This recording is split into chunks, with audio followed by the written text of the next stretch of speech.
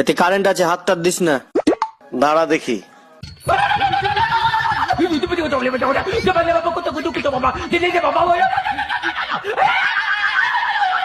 দেখলাম তুই আমার জন্য।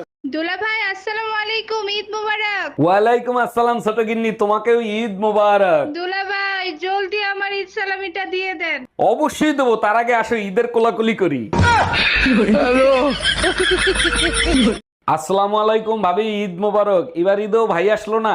আর ভাই বলেন না, এবার আপনার ভাই আমার ঈদটা মাটি করে দিল। আরে ভাবি, আমি থাকতে আপনার ঈদ মাটি হতে দেবো? আসেন ঈদের কোলাকুলি করি। পাশে তাকায় দেখেন কার ঈদ মাটি হতে যাচ্ছে। এ আল্লাহ, আমি তোমাকে এত ডাকি, তুমি আমার কোনো কথা কেন শোনো না? কেমনে শুনবে? আল্লাহ তো শয়তান দেখলেই ব্লক করে রাখে। ভাইজান মন খারাপ কেন? আজকেও বউ পিটাইছে? বউ তো প্রতিদিন রাতে মারে। বেলকনিতে একটু শান্তি পাইতাম, গরম আসাতে সেটাও পাই না। একদিকে বউর মায়ের আর একদিকে গরম, শান্তি পাবেন কেমনে? আরে না, শীতকালে আপনার খাটের খেসর খেসর আওয়াজ পাইতাম, ফ্যানের যন্ত্রণা এখন সেটাও পাই না। Bye bye, tata.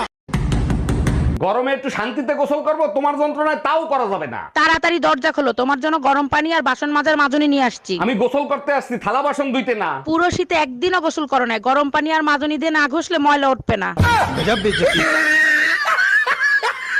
তুমি এই ঈদে আমার নাম লেখো মেহেন্দি দিয়া, রং নিজে সাক্ষী দেবে আমার ভালোবাসার। গত ঈদেও লাগাইছিলাম, থাল বাসন ধুইতে ধুইতে উঠে গেছে।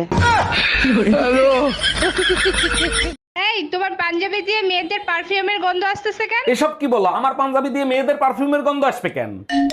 ফোন লাউডে দিয়ে রিসিভ করো। ভাইজান ঈদের কোলাকুলি করলেন, ঈদ সালামি তো দিলেন না। हे हरि राम कृष्ण जगन्नाथ प्रेमानंदे, ये क्या